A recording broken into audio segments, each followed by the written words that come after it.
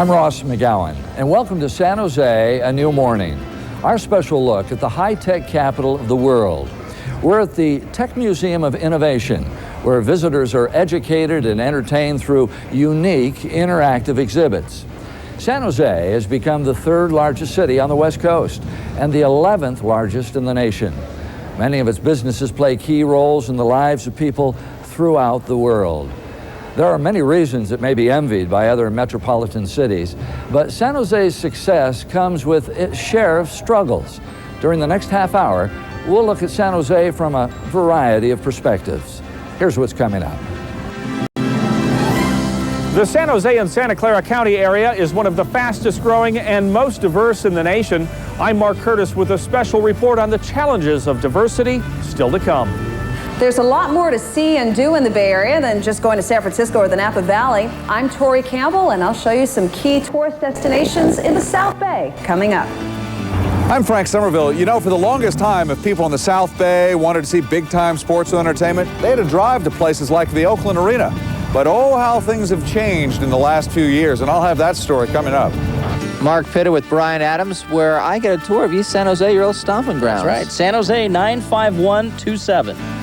We'll have those stories later, but first, Sal Castaneda examines San Jose's growing pains, from skyrocketing housing costs to commuter gridlock. In the land where a new internet millionaire is seemingly coined every day, San Jose and the Silicon Valley is in the middle of one of the worst housing and transportation crunches it has ever seen. Everyone, except the richest few, is having a tough time finding an affordable place to live. Housing is going to be continually challenging for basic supply and demand reasons. People want to be part of this economic engine that is the envy of the Earth's economy that we call Silicon Valley, so they want to live here. So many people want to live here that competition for homes is fierce even among those with good jobs. Don James, an engineer at NASA, says he sees many co-workers resorting to desperate measures. I have colleagues who are living in houses with 4 or 5 people, and these are all professional people making very good incomes. Jay Lofthouse Zeiss Company recently moved to southern San Jose, adding about an extra hour to an already long commute. He says he's actually considered leaving the valley altogether to a place where his money would go farther. Oh yeah, I'd be able to actually afford a movie. Being able to go out to dinner, actually a nice dinner, being able to take my family out to a ball game. But while more time in the car or finding a new job are options for some, those caught at the bottom of the economic ladder are having trouble just holding on. It's not reasonable to expect people to commute 2 and 3 hours to get to a job that pays less than $10 an hour. Jan Bernstein of Envision, a homeless shelter in San Jose's Willow Glen area, says one of Silicon Valley's ugly secrets is the number of working people who find themselves living on the street. Let me tell you about some of the jobs that people who are in shelter today, tonight, work at. There are people who work as retail clerks at some of our larger malls. There are people who work as sales associates at Home Depot and electronics stores and Walmart. The situation is driving employers to look to local government for solutions. The Silicon Valley Manufacturing Group is actively lobbying local officials and planners to develop more affordable housing. The challenge we face in terms of our economic future is the ability to recruit and retain quality employees. And the number one issue that is continually raised are homes that are affordable and available to working families. Among the proposed solutions, allowing redevelopment of underused land to build new homes, helping teachers with housing payments so they can actually afford to live near work, and more money for public transportation. We are making progress, especially in those corridors leading into and out of Silicon Valley. The Altamont Commuter Express, or ACE train, is a great example. It took so long to get to work, and I was too tired to be with my family when I came home, or I saw them too late. It was just really becoming a problem. The ACE train really has solved that problem for me. Critics say these solutions fall short, and they say the high price of housing is likely to continue as long as too much money is chasing too few homes. I'm Sal Castaneda reporting. When we return, the strength and challenges of San Jose's diversity.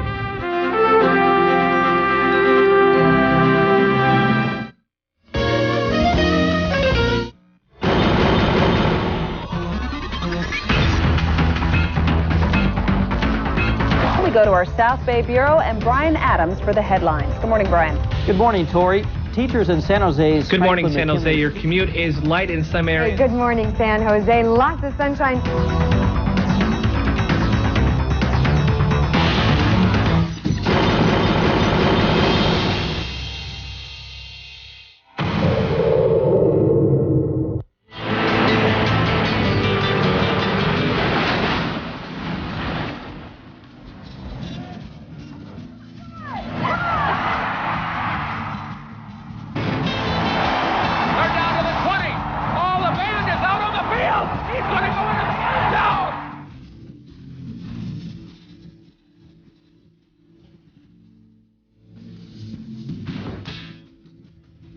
It's one small step for man, one giant leap for mankind.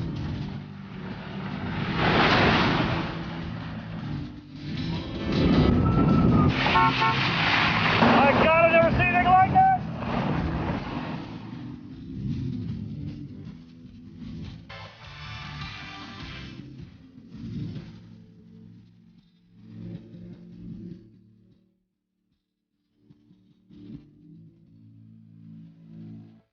I'm Brian Adams. You and I have gotten used to spending afternoons together here on KICU, but beginning April 10th, that will change as I move to the mornings.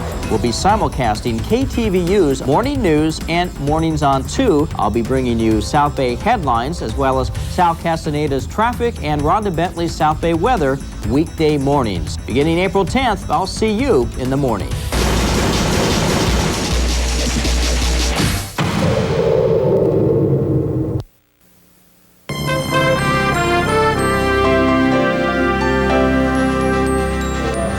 Silicon Valley's success has attracted people from various parts of the world to live and work here in San Jose.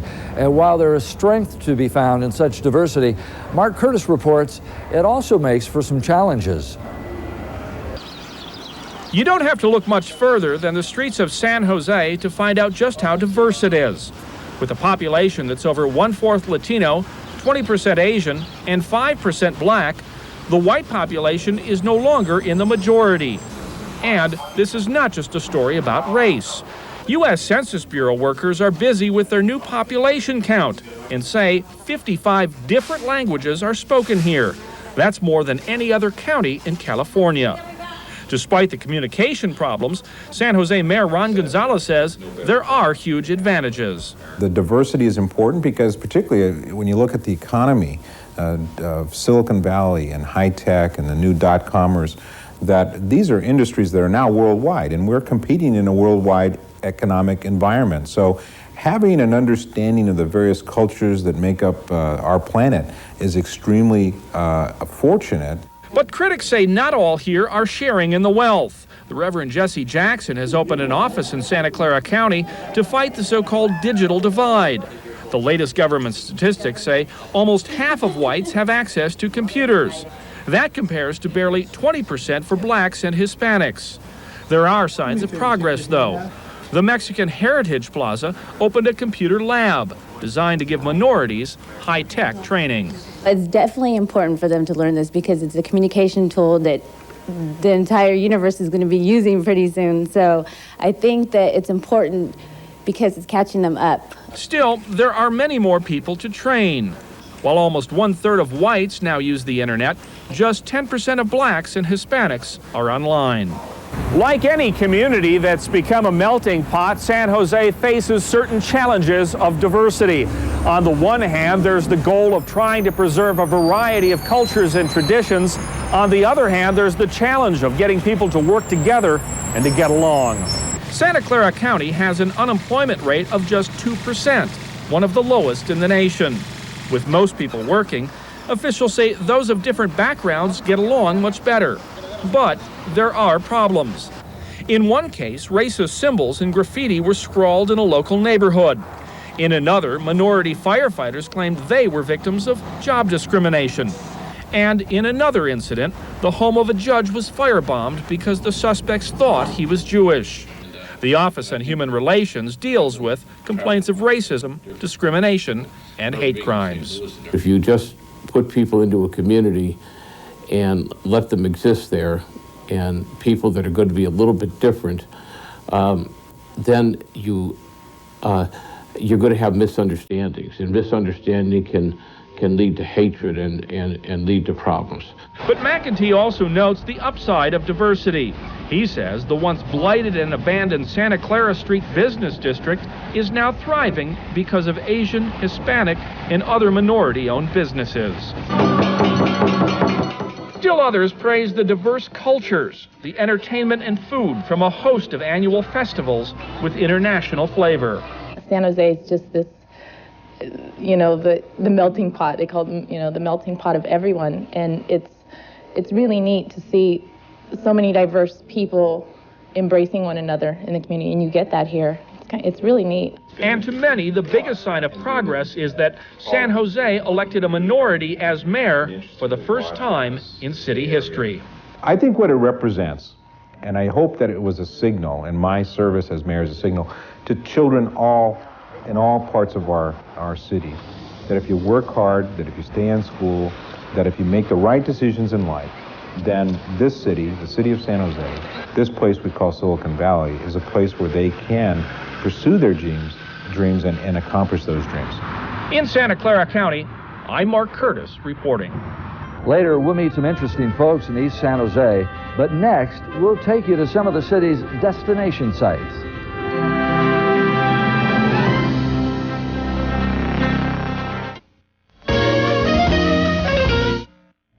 Why watch KICU in the morning? Because we've teamed up with the Bay Area's #1 news station for more South Bay news, weather, and traffic every weekday morning. The San Jose edition of KTVU Morning News and Mornings on 2.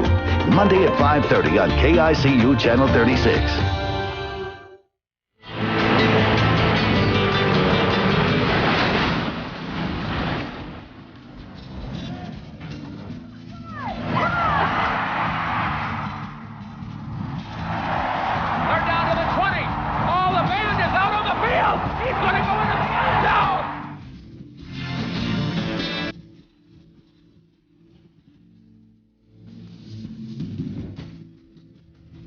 It's one small step for man, one giant leap for mankind.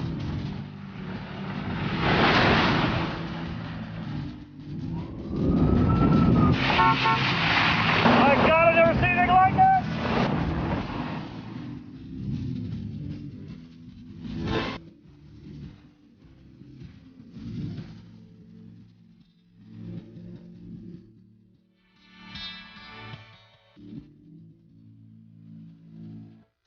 Hi, I'm Fred Lacoste. On our next Silicon Valley Business, we'll have the latest in internet technology from Internet World, from sending smells over the net to companies offering high-speed connections. We'll have the latest on the Microsoft antitrust trial and what it means for high-tech businesses here in the Valley. Plus our weekly CEO profile, analysis of Silicon Valley stocks, and all the high-tech news of the week bundled into 1/2 hour. Pick your time, Sunday evening at 6 or 10, Monday morning at 6 a.m. Silicon Valley Business right here on KICU TV 36. Hi, I'm Art Howell. You're watching KICU 36, home of the Oakland A's.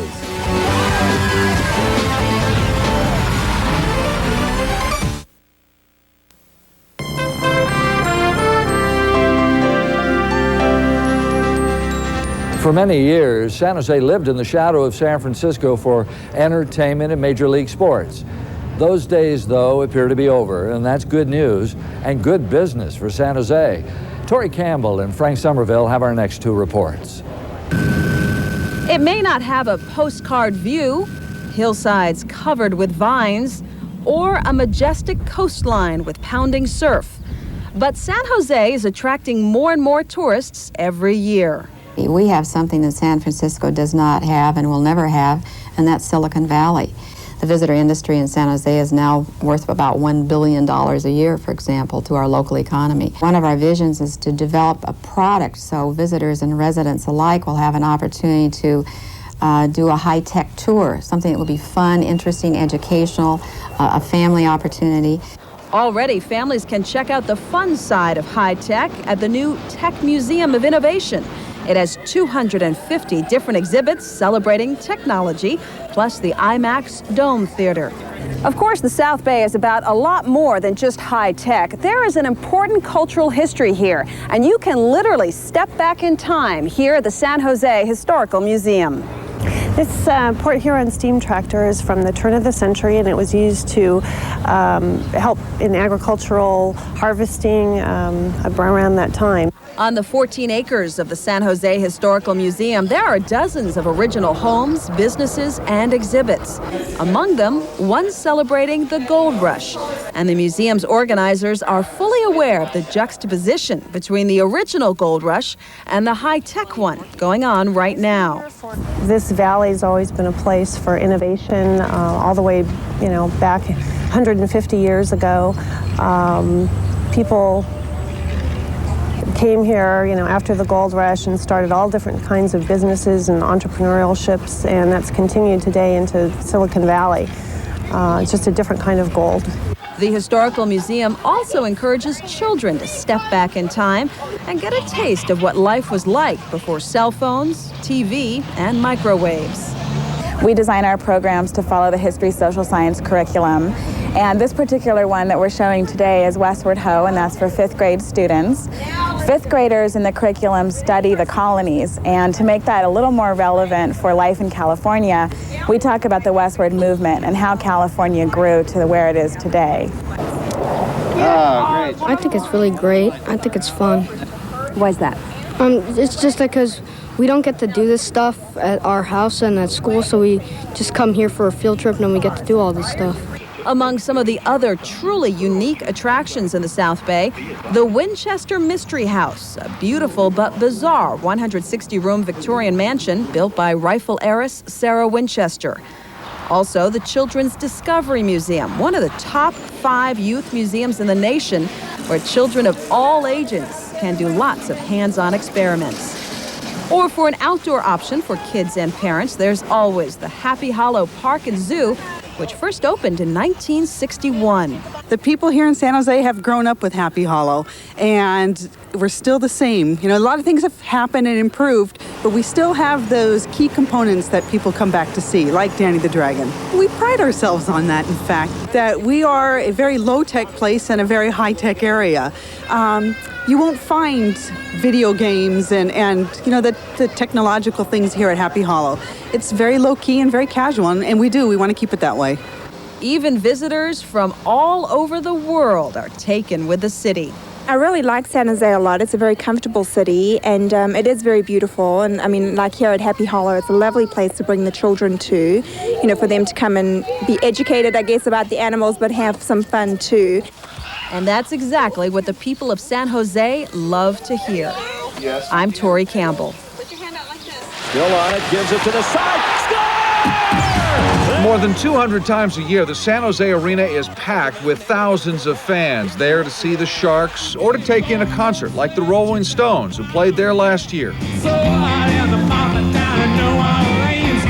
But it hasn't always been that way. Several years ago, people in the South Bay wanted to see top-of-the-line entertainment like the Stones. They had to actually get in their cars and drive for an hour or more to places like the Oakland Arena or to Candlestick Park in San Francisco. But ever since San Jose Arena was built, all of that has changed. When I first moved out here, they said, well, people drive north. I said, well, they're driving south now. They sure are. On game night, up to 17,000 people pack the arena, and that is great news not only for the Sharks, but also for nearby restaurants and bars like these in San Pedro Square. They'll typically overstaff. They'll look at their calendar and say, I've got a Sharks game, and they'll add double the staff and expect to do almost 30 to 50% more sales during that evening if there is a Sharks game scheduled at the arena. Voters barely passed the measure allowing the arena to be built, but you'd be hard-pressed to find anyone now who'll say that they voted against it, given the impact it's had on the city. Having this facility has allowed us to bring in sporting events like the Women's Final Four last year, and 2 years before that, the regionals in basketball, NC2A men's basketball, when Stanford played down here, and even before that, the ice skating championship. So it's just been great, and it continues to be great. But there's also something else that the arena has done. It has helped change how people in San Jose see themselves. They no longer look at themselves as being in the shadow of San Francisco. San Jose finally get a major league franchise like the Sharks, really got the name San Jose into the sports pages, onto the news each night. I think that psychological impact was the greatest benefit that we got. So what's next for San Jose? Believe it or not, the South Bay is trying to host many of the events in the 2012 Olympics. 10 years ago, people probably would have laughed at that idea, but no one is laughing now. This is Frank Somerville reporting. When we return, the interesting people and places of San Jose's East Foothills.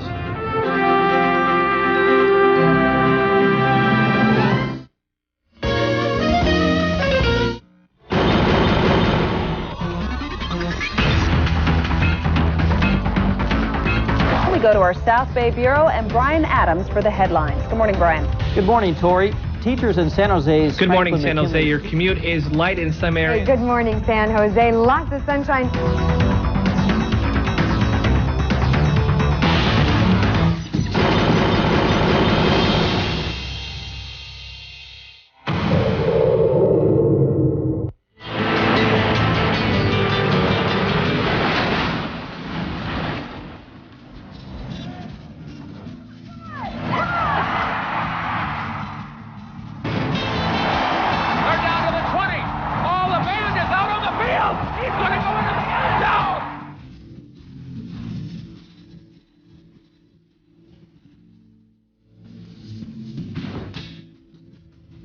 It's one small step for man, one giant leap for mankind.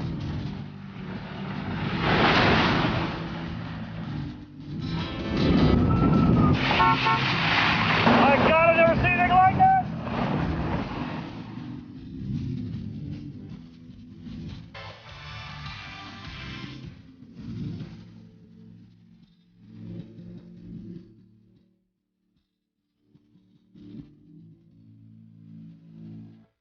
I'm Brian Adams. You and I have gotten used to spending afternoons together here on KICU, but beginning April 10th, that will change as I move to the mornings.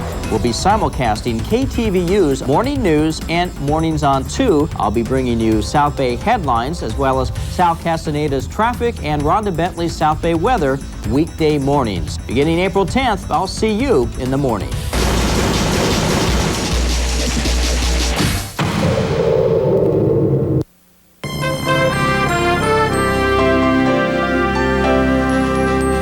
Joining me now is the latest edition of KTVU South Bay News team, Brian Adams. Welcome. Thanks, Ross. I'm looking forward to bringing South Bay News to KICU viewers on the Morning News and Mornings on 2 beginning April 10th. Of course, KTVU has always covered the South Bay with Lloyd LaQuesta and Robert Honda, and with the addition of Brian here in the morning, we'll be providing even more coverage. Now, from what I understand, you're a native of San Jose. That's right. Born and raised in East San Jose, and that's where I had some fun recently introducing Mornings on 2's Mark Pitta to some of the unique places and interesting people on the East Side. Like every town, there's a hangout. In East San Jose, it's the Alum restaurant, where you can learn a lot from the local supporters like Jason Rodriguez. I'm trying to educate Mark a little bit about East San Jose.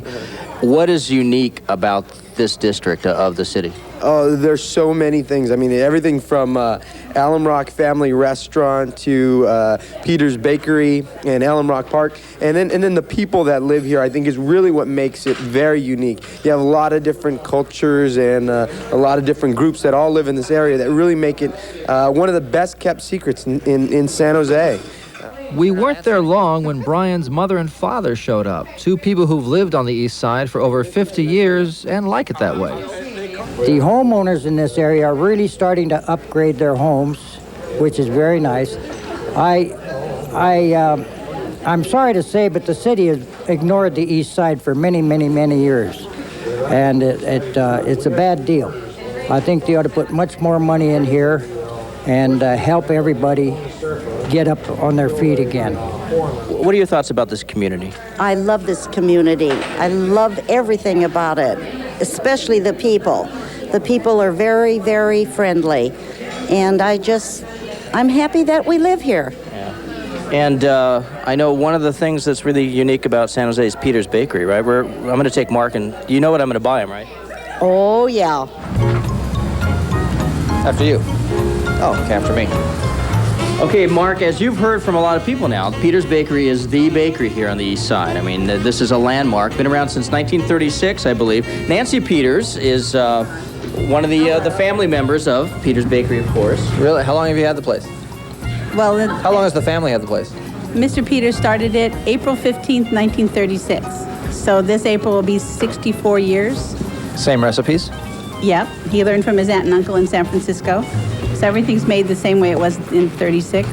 What's the one thing I should get here? What are you famous for? Burnt almond cake or custard eclairs. Mmm, that looks good. Just flipped over. That's okay. It looks good upside down or right side up. Okay. What's the proper way to eat this? Just like that.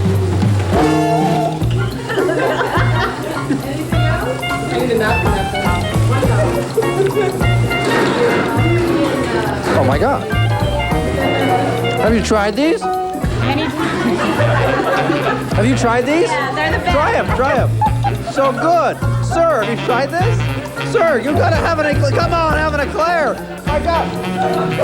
Have you tried the eclairs here? They're so good.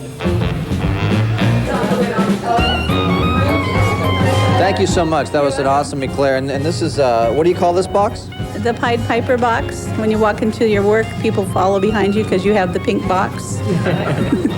Well, it was a pleasure meeting you and a great bakery here on the East Side. Thank you very much. So, Brian, how's the fire danger today? Low. Good. It's low. This is very peaceful. You used to come here as a kid? Yeah, almost every week we'd come here, have a picnic, and the neat thing about this place when I was growing up, they had a zoo here, and you could hear the peacocks and the monkeys and all that. This park became so popular, so many people came here, they were concerned about the environmental impact. They removed the animals, they went to the Happy Hollow Park and Zoo. The big indoor public pool they had was eventually condemned and torn down, and now it's really gone back to more of a natural setting, which is really nice. Plenty of trails for us to walk off those eclairs. That's why we're here. So we can go back. So we can go back for more. Exactly. San Jose's East Side. I never even knew. I'm Mark Pitta. We hope you enjoyed our look at San Jose, and we're looking forward to bringing you expanded coverage of the area on KTVU and KICU. Beginning April 10th, it will be a new morning for San Jose as KTVU simulcasts the morning news, mornings on 2, and the noon news on KICU with South Bay News with Brian Adams. And each night at 11, KICU viewers can watch an encore presentation of the award-winning 10 o'clock news, the #1 newscast in the country. I'm Ross McGowan. Thanks for being with us.